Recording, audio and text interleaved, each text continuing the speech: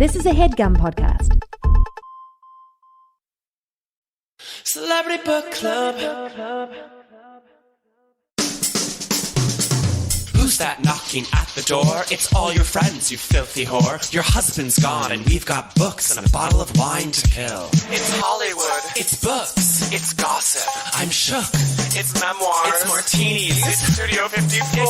It's Celebrity Book Club. Come read it while it's hot. Celebrity Book Club. Tell your secrets, we won't talk. Celebrity Book Club. No boys are allowed. Celebrity Book Club. Say it loud and proud. Celebrity Book Club. Buzz me in, I brought the Cuervo.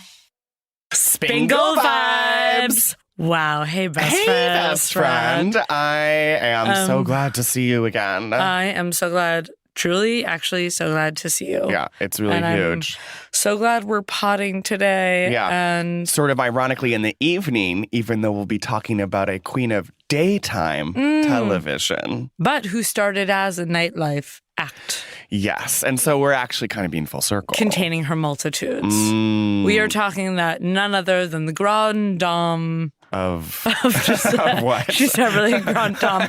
But of lesbian comedians on television. But she's kind of not the grande dame anymore of lesbian comedians She is television. not Ellen DeGeneres. She is the first Ellen DeGeneres. Rosie O'Donnell. Woo. Insert koosh here. Oh, yeah, koosh. Okay, picture that used me to be her thing. pulling on my chinny chin hairs. Do you remember that?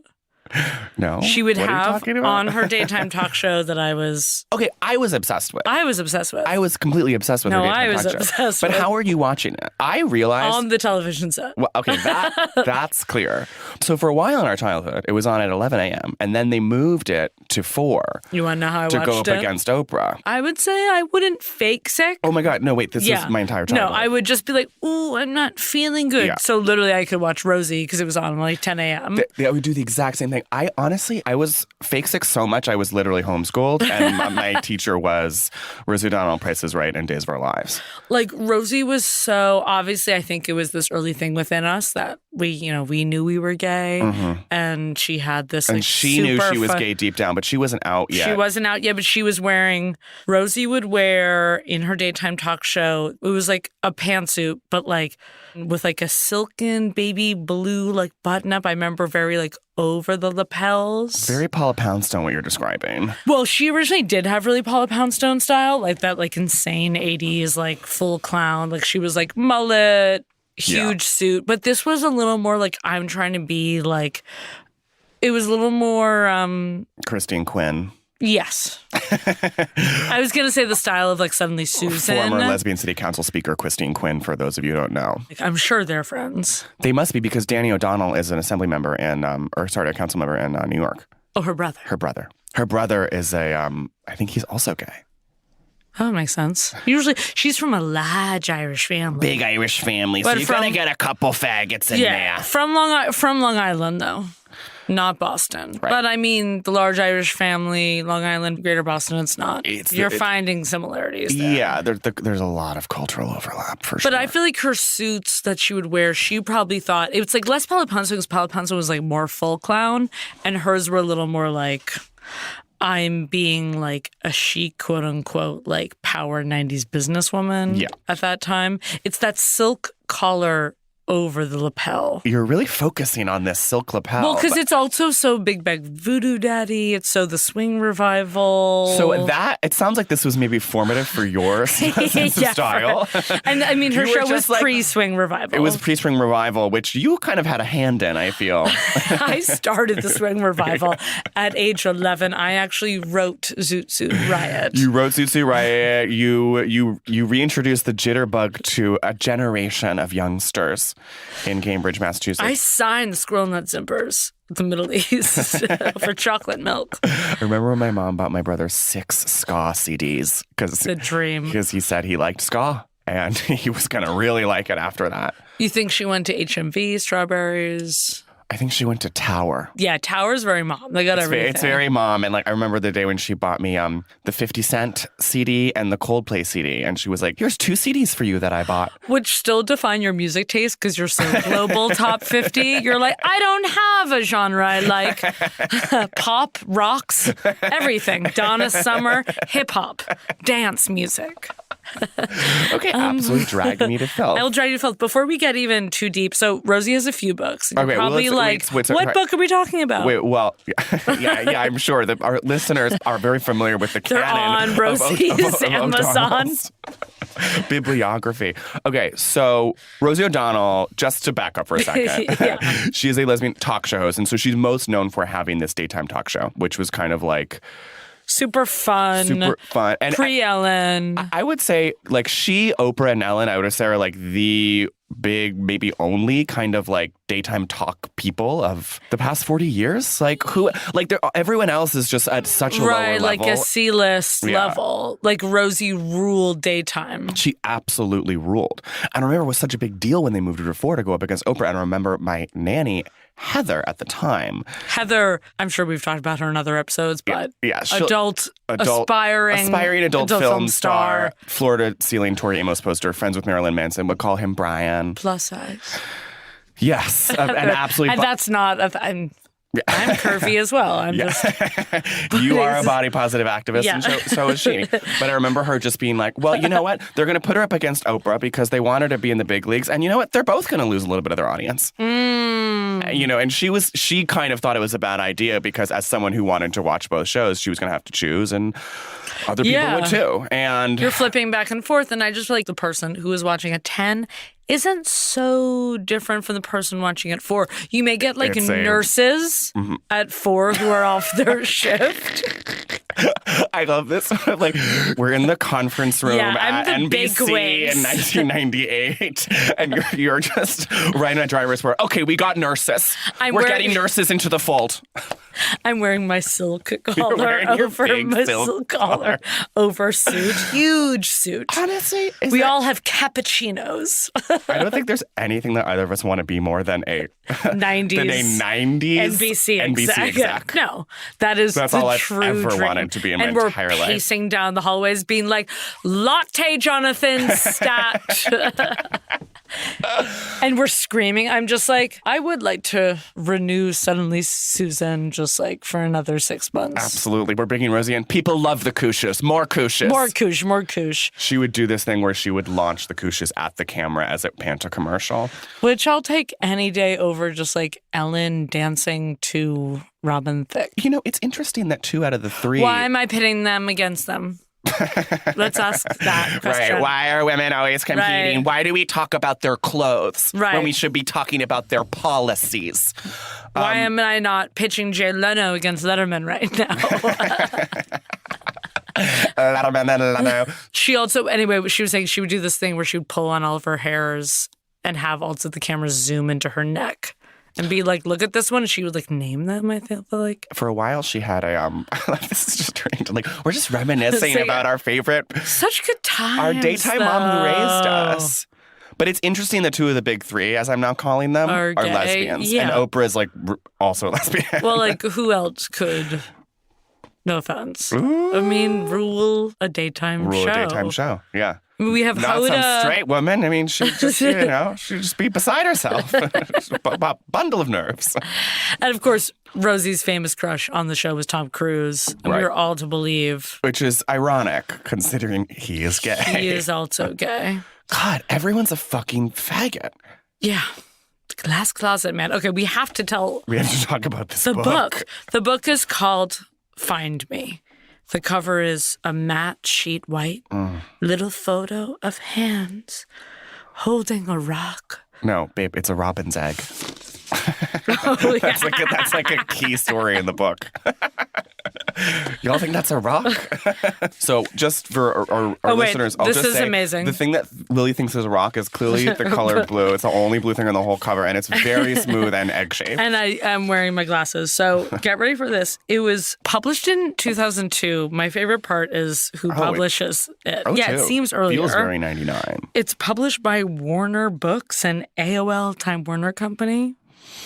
which is just so funny that this is like an AOL book. Well, okay, but you mean that was like a very big corporate merger that happened? And Well, yeah. Okay, this is so you to be like, Lily, don't you know that was a massive merger in 2000? Stewie. I just think it's funny retro stuff because this book is so iMac, AOL.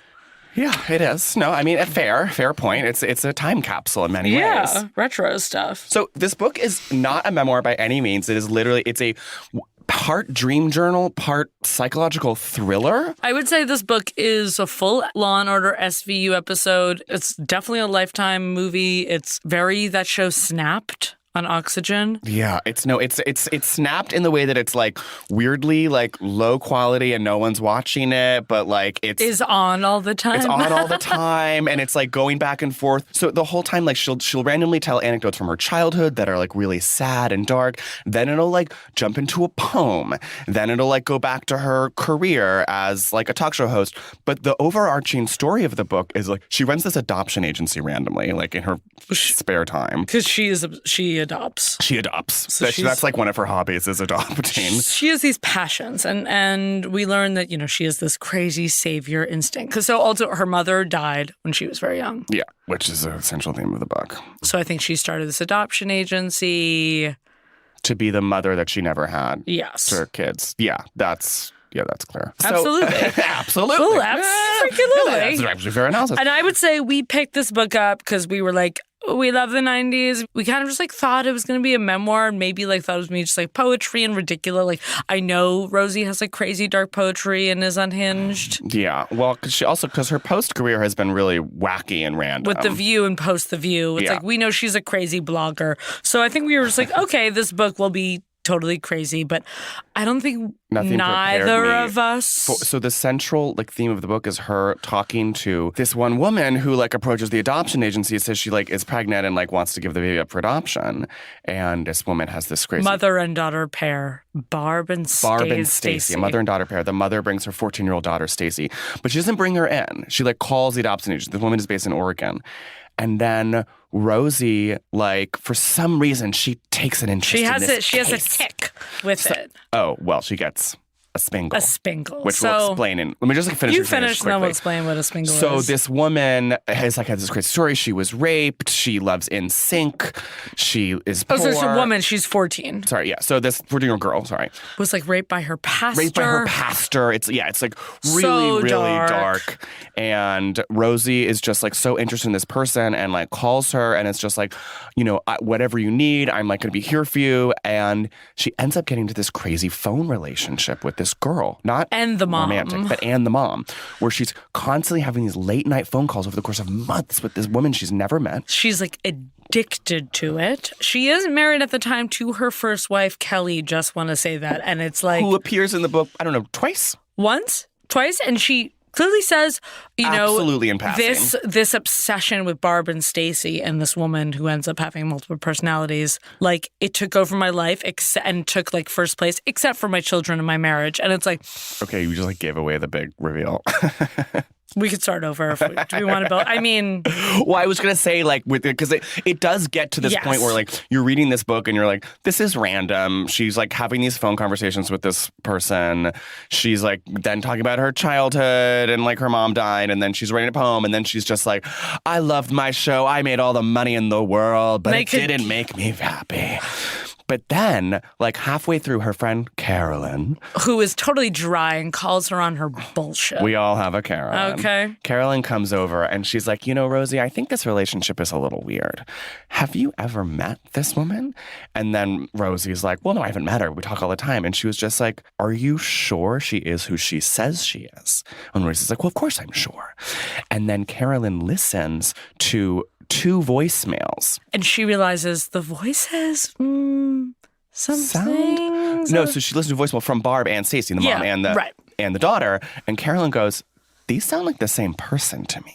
I'm reading the book and I'm like, this book is random, but at that scene, the Carolyn scene. Then you were in. That I was like, my heart, I mean, dropped. And I was paging through this book. Then I just started tearing through the pages. I stayed up till 5:30 one morning. I mean, boyfriend, excuse me, is asleep. You're not going to light on. I don't care. So that's when I wanted to ask you, like, when did you think something was up? And when Carolyn says, I think this is the same person, did you believe Carolyn? Or did you have this hope that Barb and Stacy were different? I didn't know what the hoax was. I didn't necessarily think it was the same person, but I thought she was right to be suspicious, and then I knew. I mean, I assumed it was more hoaxy than what ends up happening. You thought maybe it was like a money thing. I thought it was a money thing. I assumed there would be some scam ultimately where she was just like, the hospital bill for my, miscarriage or whatever is going to be $6,000. I didn't feel... Which Rosie totally would have sent her. Well, that's the thing, because in the whole book, like, Rosie is very ready to give money to these people, and they keep on denying it. But wait, so what did you think when that happened? I was definitely edge of my seat. Were you Team Carolyn or Team Ro? I was definitely Team Carolyn, but, like, a 5% of me was Team Ro. You wanted to believe. I wanted to believe, but... Wow. I really, didn't want to believe. I was like, Rosie is spending too much time talking to this girl. Well, I wanted this girl Rosie... is random. So what's scary, I wasn't Team Ro in the fact that I wanted her to keep on going with this crazy, and it's just like I wanted Rosie to stop because it becomes, like, selfish on Rosie's part, which is what her friends tell her. They're just like, I don't know if you're, like, even helping this person. Like, you're, like... continuing this like crazy cycle. You think Rosie's an absolute narcissist? I mean, obviously. Well, yeah, it's just like she's full an insane narcissist. Savior complex, and it's just like the only way. I don't know how you'd be a daytime talk show TV host without being a narcissist. The best part is also just like all these amazing, and again, back to our fantasy of like being in an NBC like boardroom of them begging her with like she wants to hundreds of millions. This is all happening at like the height of Rosie's career. No, she couldn't be doing better. No, she's literally the most popular person in America. And meanwhile, it's like we're there. We're 9 years old. We're watching Rosie. We're loving it. We're like, I have a cold, and then the moment that show goes off, she's running to her, as she describes it, Toontown-styled office. And this is a point I wanted to bring up to you. Why are all lesbians like obsessed with the Looney Tunes aesthetic? The childhood thing, I think, is what's happening there. I think it's Peter Pan syndrome. Okay, more than also just like the 80s. It's both. I think it's both. But I think it really is. Yeah, because like lesbians love like backpacks, superhero underwear, hot dog wallpaper. Taz. It's infantilizing stuff, and even the color schemes. Like the bright color. I mean, the couches, right? It's the couche. So basically, her office was like neon and like full of denim. I just want to read this page of. But yeah, I mean that's an interesting thing. I'm not there's a Freudian thing in there somewhere, but yeah, I do think that there's a Peter Pan thing going on there because it's like reclaiming the childhood. I mean, I'm sure like I did that in my like teen style by like being so like Taz and 80s because you're like. But I think that was just more you being retro and 80s, and like that was like the style for indie kids to do at that point when you were doing that. It's like you haven't maintained that, and even color-wise, I wouldn't say that you favor a brightly colored palette at all. No, I'm not Toontown. You like old men from the 40s and old watches from the 40s. Yes. And that's sort of where you live. But yeah, I would say the most lesbian culture is very lesbians are like, hey, crazy New Balance and like a crazy sneaker and just like bright colors and just like unicorn stuff. Just for a second, so her office, she goes, my office is painted a cherry yellow with shabby chic couches done in soft denim and striped pillows. That is crazy. My assistant Mary has curly long hair she wears pulled back with a butterfly beret. There are coolers stocked with Perrier's, Slimfast shakes, and Snickers bars. In my studio, it feels like nothing can go wrong. Yeah, nothing can go wrong in my Slimfast palace. I also love that idea of like the Kardashian fridge is like also vitamin water and kombucha and like essentia. You love the idea of the Kardashian fridge. It's one of my favorite things. And when I make it, I'm going to have a beverage fridge. I mean, you know how I am very like always having 30 seltzers in the fridge. I mean, I know I do that. Well, I have a soda stream. Soda stream. I'm not going to lie. No, SodaStream doesn't compare. It doesn't taste as good. I'm with you, but I'm also like the amount of seltzer I drink, I am wanting to cut down on my plastic. No, I feel bad about the obscene About amount recycling. You're pounding of through aluminum. like 10. But it's also like aluminium, and aluminium can be recycled. Yeah, but then you're carrying it, you know what I mean? I pop it in the fridge. I have cold seltzer anytime I Kara, want. oh, I know what you mean, sister. Yeah. I am lugging those 12 packs from Associated all Right the way up the home. stairs. And you're on the 3rd floor, I'm on the 4th floor. Yeah, I mean, but your stairs are much more... They're like 8 floors, yeah. it feels like. It's absolutely Everest getting to your apartment. Oh, that's just a sidebar. Anyway, and it's just like this 90s version of this fridge stocked with Slimfast. So she has 90s Kardashian fridge. Yeah. The Kardashians, I'm sure Kris was keeping the house stocked with Slimfast in the 90s too. I remember so many other like nannies of my friends. This is before we met. I had this friend who had this nanny who was this like you're cheating on me with other nannies? this like big Minneapolis chick who like also very similar, like loved Third Eye Blind and like was always going to like the rock clubs and left in the middle of the night. Oh, with a note. she was your Heather. Yeah, she was kind of a Heather. She literally broke up with your family in the middle of the night? No, not my family. This was my best friend Meredith's family. Oh. And it was like this huge shock.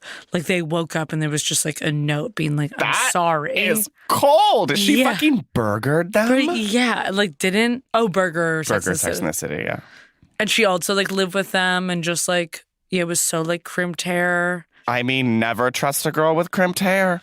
Say it They again. will walk out on your family, leaving you high and dry. I mean, I'm sorry, but she left those parents without childcare. She did. That is wrong. I just really want to know why. Mayor, if you're out there, call in. Call in. She was chugging Slimfast shakes. Is like the point of that Wait, story. okay, my 90s nanny Paulette was always chugging Slimfast. It's so like 90s nanny and who I'll tell you're like. it did not work. Okay, wrap that so, up. Sorry, where I were do we? think that's true. Oh, the So fridge. Rosie, this Toontown aesthetic koosh thing, it's like, a lot of people say like, I don't know, is that a theory? Like when your mother dies or if you have this experience as a tragedy as a child, like it stunts your maturity or something. Or it's like something tragic happens and so it's like you are like replaying it or something, or you kind of like want to stay in that space because you haven't like resolved it. And obviously this book is very like unresolved. A lot of unresolved stuff. And being like, let me be the mother that was taken from me. That was taken from me. By Father Time, by cancer. By cancer, not Father Time. So anyway, Carolyn kind of like gets wise to the fact that this woman is crazy. And down the line, this woman like, she's supposed to have this baby. And then she calls and she's like, oh no, like I'm having a miscarriage. And then the mom is like, she's in the hospital. Everything's like horrible. And she's having this horrible miscarriage. And meanwhile, Rosie is like, she's so not suspicious, like at all after many warnings, because like there's like no way to check things. Yeah. Because she's like calling the hospital. Yeah. And they're like, there's no record of this woman. And then she finally talks to this social worker in the town and she's just like, oh, this is someone that we know. We're very aware. And of course, they're being like, it's very confidentiality. She calls, it's like not even like a cop or something like that. And they're like, all we can tell you is that we're like very aware of this name. Oh, right. It's also insane because it's literally Rosie's adoption agency. And she only checks in with her own adoption agency like months later. And they're like, oh, yeah, this case is like invalid. She finds out the woman has multiple personalities and they start emailing. And so then later in the book, it's just like all these texts of these emails and the woman will email in her different personalities. And there's... Oh, wait, back up though.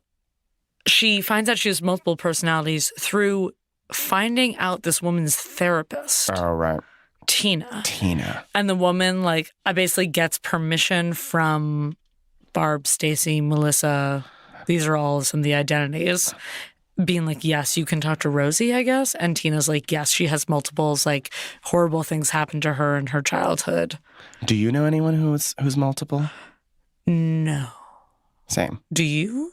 I don't know anyone who's multiple. But I am a Gemini. Anyway, and also in this book, they say it's like not a diagnosis anymore. Oh my God, but I did meet that guy. Remember when I interviewed that guy for the magazine that I founded at NYU? When I took making a magazine class and we started a magazine called Volume. Yeah, I remember that. Which I have successfully used to get into fashion shows before by saying I'm with Volume magazine. Very cool. And I wrote an article, because I was like, well, the magazine has to have articles, about this guy who was running for Senate in New Jersey, Jeff Boss. And he has multiple personality disorder. Well, he was schizophrenic, which is different, maybe.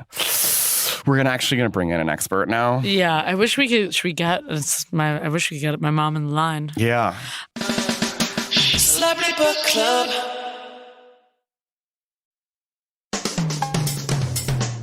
So Rosie grew up, and as we she'll go, as we said, from just like childhood, where you're like, oh, okay, this is a memoir, and then to just like these just like printouts of AOL emails, like in a super bold. Yeah. And it's you're jarring. like, and you're like, but so is Rosie's mind. Exactly.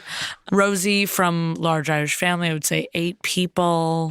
Her mother died like very sadly of breast cancer, like when she was like 10. Which of course later became one of Rosie's biggest causes. Yeah. I remember when she was always, she was getting women to go get mammograms, and she had this whole campaign, Get Squished, and she would have like... Which I literally need to go do, and this podcast is a reminder for me to get my first ever mammogram. So this is just a shout out PSA. Yeah, actually, ladies, if you're over 30, get a mammogram, see a gynecologist. Over 30. So after that, Rosie is like very sad. She's always like running from school and like is having so many like crazy days, blurry moments. And like, oh yeah, like when the teacher doesn't know that her mom's dead. And he was like, go call your mom. And she runs out of the school and goes hides under a pool table. In her neighbor's house. Sneaks into the window, hides under the pool table. And then her brother has to go driving around the neighborhood in a cop car. Calling Rosie, where are you? Rosie, where are you? Rosie, where are you? Anyway, and I think the dad sounds like doing the best he could, but was, But he was also like a distant dad, as many were in the 70s. Yes. And, the Irish, they're great storytellers. What was weird about her dad is that he was a defense contractor and worked for Northrop Grumman and was like designing spy satellites in the Cold War and was like so anti-Russian and was just like so suspicious. You know that scene where he would always be saying, they're watching us. The Russians can read our license plates. They're watching us. So he was this just like absolutely paranoid. He was a spook. He was literally a spook. Well, and I bet he got more and more paranoid after the mom died. Yeah. But also the job. But that also influences, I feel like, Rosie's vibe. Yeah. Like all of her poetry about Trump. Yeah. I mean, she's very #resistance. Yeah. She is ultimate woman who's 57 with a resist tattoo. Yeah, she's got a resist tattoo. Well, as she also, you were just mentioning earlier, she's friends with Kathy Griffin, who's like the most resistance person ever. And who's just like, everyone is a Russian bot to her. So they came up together, as we'll say in Mark Maron terms, as comedians. So there's definitely not in this book like any like thing about like how she became a comedian. It's very like childhood when I was 11 and sad and kind of dirty. And she refers to herself as a swamp person. Which I think means like you're kind of like dirty or like don't shower a lot or grow up with a bad childhood, because then she'll be like, there was another Irish family who were super swamp people who were like even dirtier. But then she refers to her assistant also as a swamp person. I know, she's just like, Jeannie, my fellow swamp person, got me my iced coffee. It's like, that's kind of rude. But okay. But I get that. I guess like we always call me like the swampstress. Well, that's for a different reason. Right. That's for me kind of just being like a... That's for you being like... liking to stay in bathtubs so you can eat all day without overeating. Anyway, so, and then it's just like, I went to BU and then there's just one line where she's just like, and someone told me, which is a Jesuit school, Catholic family. She's like, he told me I would amount to nothing. What does it mean when a school is a Jesuit school? Like what? It's like, is your teacher like a pastor? Or is Jesuit even like a real thing? Generally Catholic, I feel like. It's just Catholic. It's just like a it's part not of like Catholic. there are nuns. Right. I mean, again, don't quote me on... Actually, every Jesuit school does have a nun. Yeah, so... There has to be a nun on staff. Because they're always like, well, Loyola is a Jesuit school. Right. You're like, They do always say that. Wait, BC is not... BU, I guess, is... I feel like BC, growing up in Newton, where BC is, I'm always driving by it, and it's always looking Jesuit so vibes? Jesuit. It's looking way more like church, monastery, like... That will be a fun little project for us. Yeah, to sort of look into Jesuit and its meaning and kind of its connotations. Later. And now It's so crazy to read this book when And like we're only hearing hardly again about Kelly, and this is a clue because Rosie's romantic life has been so completely insane. Yeah, she's been married like 6 times. Like 70, like literally 70 times. And the most recent one was a Boston cop who our good friend Mickey Blanco met at the GLAAD Awards this past year. Right. And my question was always like, how are they splitting their time? You mean between Boston and Boston like coppery and just like her and her like New Jersey is. Well, I feel like when a rich person marries a cop, the cop stops being a cop. Like Miranda and her little cop boyfriend. Exactly. And they're still just like, I'm a cop. And it's like, no, you're not. No, you're not. You're a former cop. Now you're a house husband. And I'm sure Rosie is making her new cop wife just like do so much. No, they broke up. Oh, they already broke up. Yeah. And last year, like her youngest daughter like went missing and was shacked up with like a Tinder guy who was a meth dealer. Honestly, she's like a horrible influence. And when she even talks about her friends, she has this like disdain for her friends. Like her friends are coming over and being like, you're crazy. You're spending too much time talking to this person. We're trying to help you. We're literally trying to help you. And she's like, yeah, I have great friends. And it's like, you fucking bitch. Like, and it's like at the end of the book, she's like, and I do realize that like only you can help yourself. And this was like, she kind of gets that like she was only doing this for herself at the end. Yeah, but she doesn't But has get it, no obviously. perspective at all. No. I do love, though, how she fucking drags the Make-A-Wish kids. So let me pull, I'm going to pull that up. She's like talking about how like some of the Make-A-Wish kids, like, you know, I take them to the show, whatever. But there's this one kid who like got better and then like still wanted to come again. And then she was like, okay, fine. But then he just like wanted to come a third time and like get so many gifts. And she was just like, okay, I have to cut you off. Like, you're literally not even sick anymore. Like, get a life. Let me just read a passage of an actual like conversation she had with like a parent. Are you insane? Do you think your son is the only sick kid in the world? You've been here 3 times already. Enough! What the hell are you teaching him anyway? Your request is totally out of line and inappropriate. So was my rage at her. But I was too concerned with me at the moment. Shocker. I had done my part. I was expecting her to do hers. Didn't she get the script? And this is her imaginary script for how things should go between a dying child and Rosie. The celebrity and the sick kid. It's like, also imagine, this is Rosie at her big ol' Mac in her weird craft room composing this as her wife and children are outside. Celeb, hi, what's your name? Kid, give name. Celeb, nice to meet you. How old are you? Kid, give age. Celeb, here's some stuff I got for you. Kid, thanks, I feel better already. Celeb, I'm glad you do. Kid, can I take a picture with you? Wait. Celeb, sure. The end. My giving is impulsive, driven by a demon who also happens to have a huge heart. The contradiction exhausts and embarrasses me. And it's like, yeah, a demon does. I really like you just transitioned to horny voice like immediately.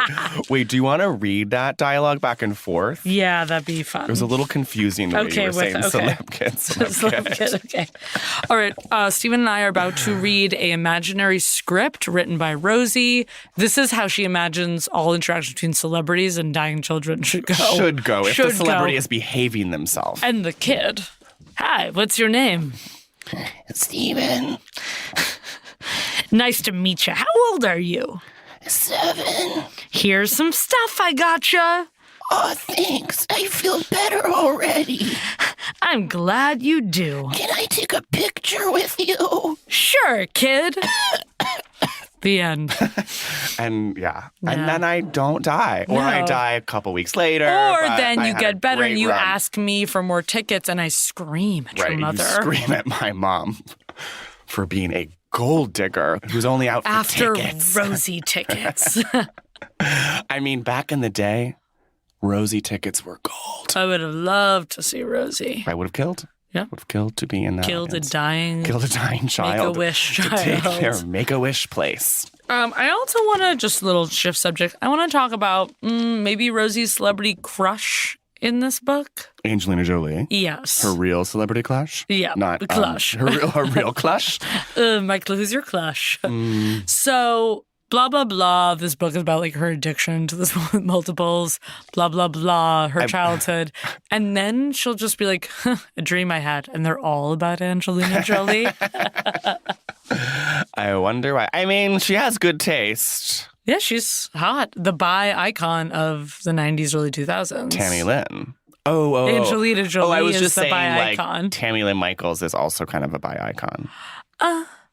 not. Wow. Okay. Sorry. Yeah. Take that back. I guess I just feel like she did become She did become. And she famous did go ahead and become. for marrying Melissa Etheridge, but I feel like not that many people were like horny for Tammy Lynn. She was like, damn, if I could only get Angelina Jolie and like we could adopt like no one the world hasn't seen. She could adopt 400 kids. Yeah. From every country, on Earth. Though I feel like Rosie's very like, I want white children. Yeah. She's like, let's sort of keep it. Keep it Long Island. Let's keep it Long Irish. Island. Let's keep it in-house. You know what I mean? I mean, I do remember watching her as a kid on the show, and when Sandra Bernhard's on the show or something, and she's like, and you know what I told Parker? I said, you know what, sweetie? Some babies grow from the tummy, and other babies grow from the heart. And I remember thinking, oh, that's so sweet. Yeah, and that kind of like... I do feel like she did normalize adoption. She had normalized adoption. Because like, I don't know if you like had kids that were like adopted. If I had any friends who were adopted. I felt like it was always like, she's adopted. No, it literally was. It was like actually so shameful and secret. Yeah, it's and like it was Sarah's, she's adopted. But I think I would say Rosie maybe is different in the way of like, I think Ellen is like so like dum-de-dum, like all my jokes are so PG. Yeah. I think Rosie is a little bit more like, is friends with Kathy Griffin. She's like sassy in New York. She's more of a sassy New York broad, yeah. Right. It's not like such a like, I'm completely lifting the mask. I mean, clearly she's very troubled. Yeah, Ellen is more two-faced. Yeah. And I think Rosie more just probably has a more like... She's kind of a brassy. She's just sort of brassy. Broad. It felt like she had a lot of heart, you know? Also, of course, 90s, like, it was not a question of just, like, it was like, she's adopting. Obviously not because she was, like, a lesbian. Right. No one questioned why she didn't want to do it the old-fashioned way. Exactly. Even with her crush on Tom Cruise. Mm-hmm. I remember when he came on the show once, and, you know, I was watching as I did most days. See, it sounds like you got to watch it a little bit more than me. I'm remembering so many specific scenes. And he's in the show, and she was fake mopping off sweat as if she was like, so horny. Embarrassed and horny. And just being like, whoo, whoo. And he was just like mugging and smiling and grinning. And you're just like, what on earth is happening here? So crazy. Yeah. Two gay people pretending to be straight for America. At 10 a.m. At 10 a.m. And then they're like, she's like, hey, want to cool down with a Slimfast? Yeah. Oh my God. Spingles. Spingles. Okay. So a spingle is a term she tells us early on in the book. Term that she invented. A spingle basically is a premonition. Mm. It is the feeling on your back when you have that little tingle. A little tingle, and it goes all the way down your spine. And it's kind of ASMR-y, but a spingle is truly like being psychic. But the thing is, like... Not full being psychic. Wait. When she psychically knows that her brother's daughter is going to have cystic fibrosis and it's before it's born. And it's like, okay, a lie, babe. That's a lie. Yeah. I don't think that you knew that.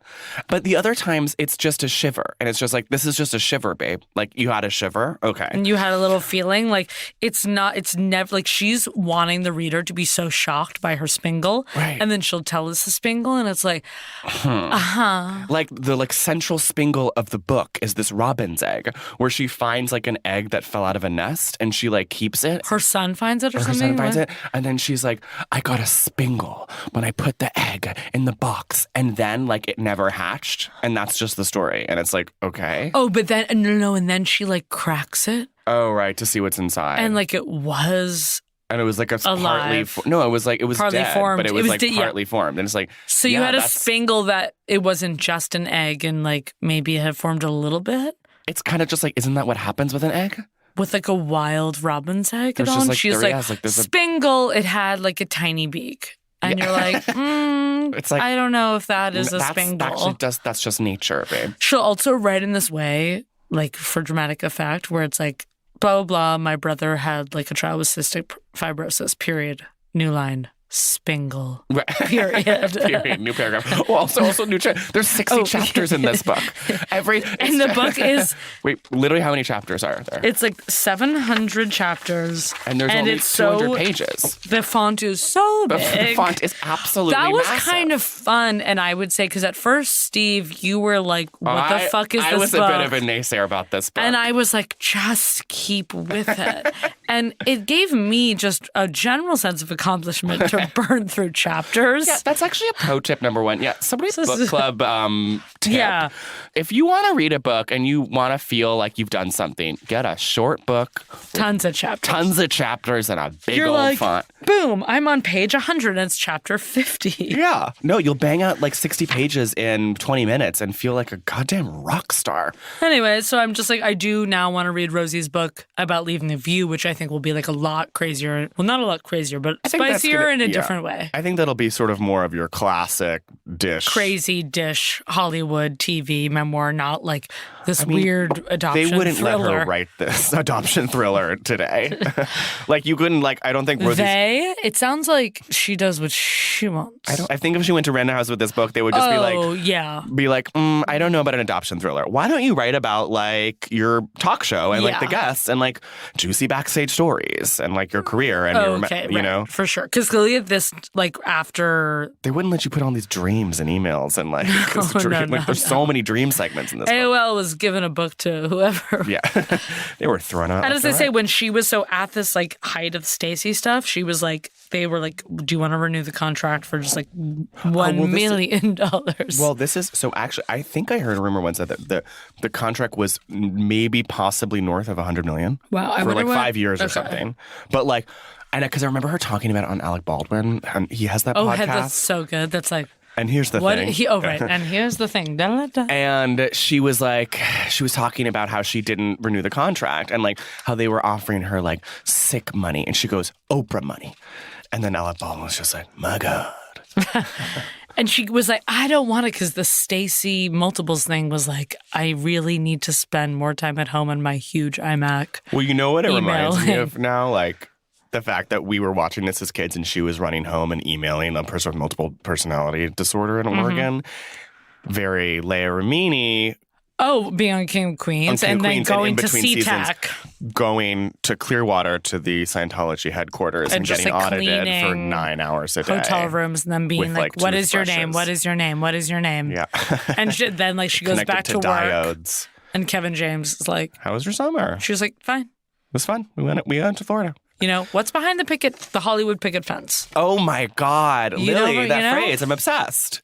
What's behind the Hollywood picket fence? We never know. We never know. We think, oh, they're so rich. They have no problems. Right. No. They are actually really abusive to their staff. They're extremely abusive and manipulating. And very manipulative to the people in their life. So please be my Carolyn if I ever get to this point.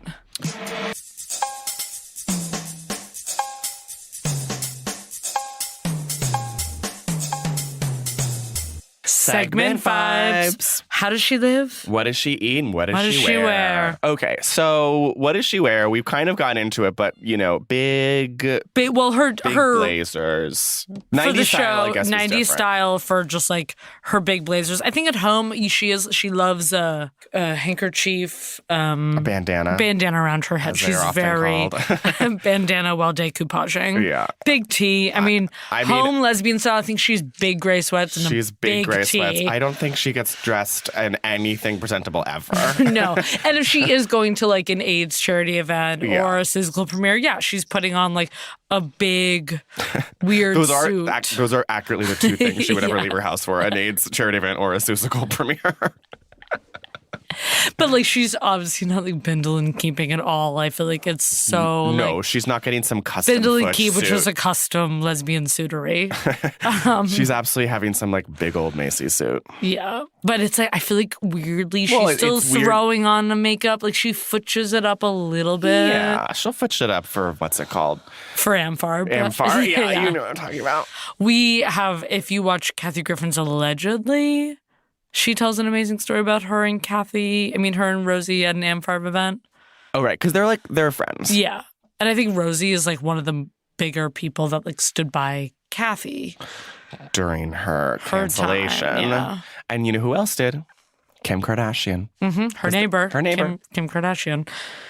How does she eat? I mean, I read the menu at Joe Allen's. Yeah. It's chicken fucking parm. I mean, yeah, she's just like, I doubt she's really like, I mean, maybe she's just like kind of evolved in the way that the I think national now, diet has yes. evolved. I don't think she's chicken parm every night. I did see a video from her Insta of her and her now ex cop wife where she was having her cop wife go into Panera to pick them up food. Oh, gross. Okay, so she hasn't yeah. evolved that much. No, but I'm sure like she's having a salad from the Panera pickup.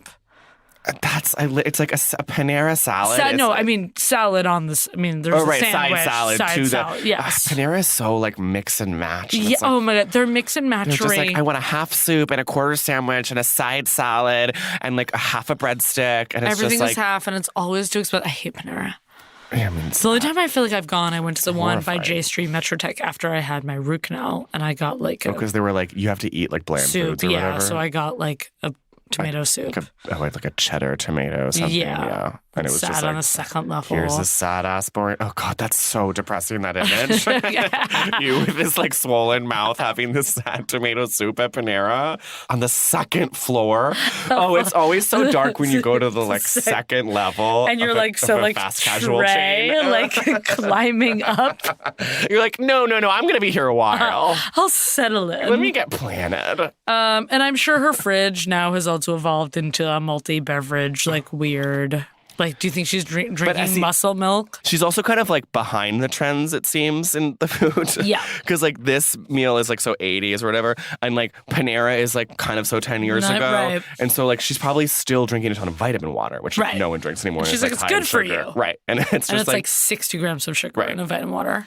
So I think that, yeah, she has a poor diet. Also, like, I feel like Rosie, and can I say something? And I'm sure the Diet Coke is still going strong. I feel like I can tell actually because she's never actually had she's always had kind of ruddy skin. And I know that's like she's Irish or whatever, but it's kind of like the pallor is like not that healthy. Like you can tell that she has like a bad diet from her like. I feel like she is like probably just like takeouting all the time. Yeah, a lot of takeout. Because she kind of has like adult acne. We're really fucking dragging her. I just like, I don't see her clearly. She's decoupaging for 8 hours. Like, she's definitely not like we gather around the table and like. No gather. It's just like, kids, what do you want? Like, what's it tonight? Chinese, Mexican. And they're all playing video games in like separate TVs. Yeah, and like huge rooms. And then, okay. How does she live? Well, also, okay, so her home, at one point she's like, I live in a big brownstone with pocket doors. Oh, yeah, and like mahogany floors. That part was also so fucking like, I'm doing this like, Savior, poverty porn yes. where it's like, she lives in a trailer. I live in a brownstone with pocket doors. And it's like, what's a pocket door? That's like when it goes into the... Oh. Like a lot of the older like Bed-Stuy brownstones like have them. Oh, I see. Like, so was her brownstone that she's describing here like in just like East Mid or something in a weird way? Oh, in Manhattan, like a townhouse? Because now she lives in Nyack. Yeah, I assume she lives in New Jersey with all the other like celebrities in big houses. And she's like so suburban and she's like the most New Jersey person. Well, Nyack actually is technically New York. I always Which forget is so that. weird. But I always like think of it is New Jersey culturally. And she just has this huge house with like 1,000 rooms and just like she probably has a weird craft room and I do think that it's I think it's heavy mahogany. Yeah, our favorite words. Heavy and mahogany. Yeah. I am picturing big chests, big dressers. A chest in every room. But is she also weirdly, because she is kind of this like fag-haggy vibe, Streisand, like are there pockets of a white couch? You know what I mean? Yes. Are there vibes of it's like a hodgepodge. Yeah. In a way that does not like flow at all. I feel like there is a random boa chair that she's like, how fun is that? How fun is that? It's so that. No, there's a boa chair. There's like a high heel chair. Right. But then there's like... Restaurants Madonna. She has a frame poster of Madonna and somewhere. Then it's like marble table, like heavy chest. Maybe there is like a weird like cheesy live, laugh, love frame. Yeah. But then it's just like so like laundry hampers and like... I see a so lot of hamper. And it's like, it's constant washing of the sweats. Yeah. Hamper Central. Which is very like Long Island GTL. Yeah. I feel like she doesn't have pets. But maybe she has a weird Marley and Me dog. I feel like, okay, can I say something? I feel like all of her trail of wives are always the ones with the dogs. Oh, they come in with dogs and maybe leave with the dogs. They maybe leave with the dog. Or they buy a dog during it to save the marriage like 1.5 years in. So I feel like Rosie is very Lena Dunham this way, where like She's They always are. killing dogs, yeah. Yeah, like their savior complex. They're like, we adopted Fluffy. And then like, you don't know where Fluffy went. Right. And Dot has passed. And they're like, oh, yeah, the pain was too hard getting over Dot. So we broke up. And it actually just really tore us apart because I had to grieve separately. Yeah, And 'cause so we're I separate did dump grievers. her. Yeah. And there that's we just go. my grieving style. So I think basically maybe the 90s when she was high rolling as I spingled, she had a Midtown East, like sloppy but fabulous but heavy house. And now she lives in Nyack and also just like has so many The rooms. Midtown house, sloppy, fabulous, heavy. Now that's a description that's going to get people in the door for an open house. Absolutely. And now she has a bigger, sloppier, Huge, more heavier, yes. like more mixed up decor. Right. Like a room of mansion in Nyack. Right. There's a room with like so much Barbra Streisand and then a room that's all hamper and couch. No, there's a floor that's all hampers. She's also I'm sure there's a room that's like just like memorabilia or something. Yeah, in like such a Cribs way where it's like her dolls and like so many Rosie frame things, the Seussical poster, Oh, for sure. A View poster, like a League of Their Own poster signed. She was so. I bet Oh wait, there's we some didn't even talk. So I was like, League of Their Own was huge. Oh yeah, you look like you're just about to cry. Sorry, like I was like, we are not going to end this up without me saying Rosie as a lesbian kind of movie. Yeah, that's a canonical, seminal lesbian League of Their film. Own was huge for me. Did you know you were gay when you watched it? Probably not. But probably inside I did. I think I was like 9 or Do 10. you think it made you gay? I think it was already there. It was there. It was there, yeah. That was like when you went to the pool when you were 4 or something. Yeah, that was more probably like seeing like hot, like counselors. Yeah. Like when I was 4. Yeah, no. Mine was like going into the men's bathroom when I was like 3. And just like being around the stench of men. That stench of D&B. And just being like, I can't wait till I'm an adult and I can buy my own movie tickets. Movie tickets, For my own charities. charity movie tickets. Can't wait to donate to charity when I'm a grown up. So gay. Okay, so who are you in the book? Whew. Okay, let me guess you first. Okay, guess me, guess my ass. I mean, I feel like a little bit you're Danny O'Donnell. Okay, he's not in the book. Like, I do feel like you're checking in But and like riding in the cop car, Right. being like, where are you? Okay. I also feel like out of the multiples, Am I Nancy, the the writer one? writer, yeah, I was going to Who's say writing her kind of long ass emails? long ones that are very little more where she's like, she had a way with words. Yeah, and it's So I like, think, well, they're kind of normal. yeah, it's more of just like, this is the most normal email. So I feel like you're that. I'm a deeply normal emailer. Yes. Almost, some might say too normal. No. Oh, okay. I You mean, stand out of the pack. Well, I try to. You write amazing emails. I've tried to. You taught me probably one of the best lessons. Oh, 4 lines. Yeah, for email. Just be succinct. Be succinct. How did you say that word? Succinct. Succinct. Succinct. Succinct. Succinct. Yes, more lines, less power. Yeah. So, No, the shorter your email is, the more power you have. who do you think you are? Yeah, I mean, I guess I identify with Nancy and her normal ass emails. But maybe just because Rosie felt like they were working on her. Because it's like, I try to write an email that is going to achieve the sort of its intention, if you will. You know, I'm like, what's this email need to do? Right. I want to say that you are, I mean, I'm looking at the menu at Joe Allen's and I'm just like, I'm Rosie. Are you Rosie? I think I'm Rosie. I don't think I'm like, I would But you're obviously. not like her at all. You're not this like manipulative person. No, you're but deeply unmanipulative. Yeah, but I think I could be. Maybe I'm this because Rosie always talks about how like Ro is her and Rosie is TV her. I feel like maybe I'm actually more TV Rosie. Like You're I'm TV koosh. Rosie. You're koosh. You're pretending to have a crush on Tom Cruise. Yeah, So Barbara you. Strand. Yeah. You're Barbara Strand. Yeah, well, that was kind of me with Matt Damon. I was like, with all my Matt Damon You pictures. did have, Lily's high school bedroom had all these like magazine cutouts of Matt Damon on the wall of him looking hot, and that was like, There was one, it was like a Vanity Fair photo shoot of him in a bathtub brushing his teeth, I remember. yeah. I mean, that did something for me when I go into your bedroom. No, it was honestly, it was for you. I was quite excited by that photo shoot. So I'm fun, Rosie. I'm not like You're not manipulative. I'm You're not row. You're No. certainly not emailing at 4 a.m. No. In that sense, I'm kind of the row. Right. So okay, you're row at 4. I'm evil row. You're nice row. Oh God, Stephen, I'm getting really hot. I think I need to take a break. I'm so steamy. I need to go to the beach for 2 weeks. Hey, club kids, look, we gotta head to the beach. We all got to take a little vacation every now and then. Have a little pina coladas, okay? Podcasting is hard work, so we're taking a 2-week break. To go stare at the cabana boy. I like to sip something that they're serving. Honey, how far does that pool skimmer go? And we will be returning for the school year. With Our favorite book ever, Terry Hatcher, Burnt Toast. Burnt Toast, which really, I think, defined my personality and certainly yours. And is the reason why we even do this podcast. And a generation, really. So get excited. Literally do. And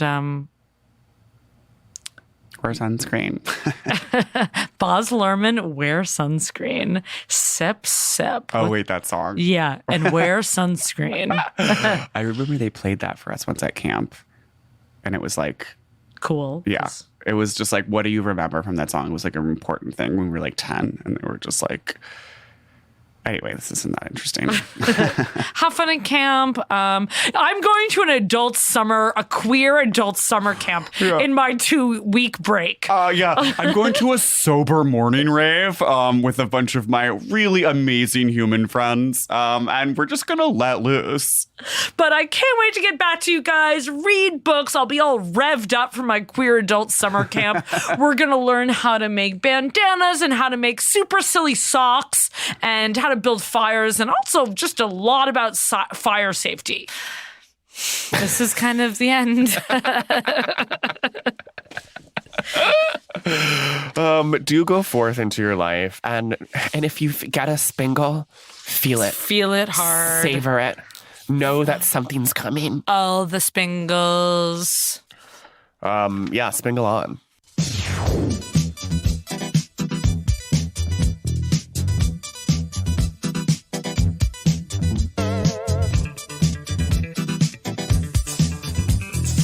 Hey, I'm Rosie. Celebrity Book Club is presented by Prologue Projects and HeadGum. The show is produced by Meg Bernane, a good chick, with editorial support from hunk of meat Leon Nafok and cutie pie Andrew Parsons, and Madeline Kaplan. I don't think she's attractive in a sexual way at all. Our production manager is Percia Verlin. Same goes with her. Good chick, great style, super funny broad. I wouldn't like to make sweet, sweet love to her in a gorgeous hotel in Midtown Manhattan. Just not a fantasy I have, not a fantasy I will have.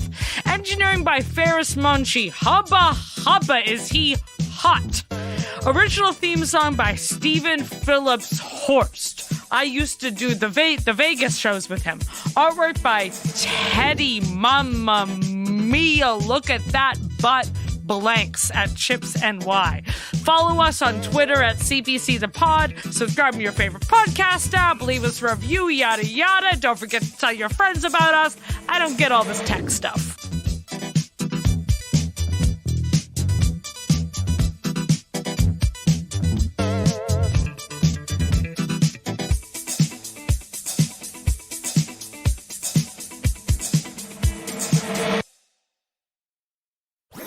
That was a HeadGum podcast.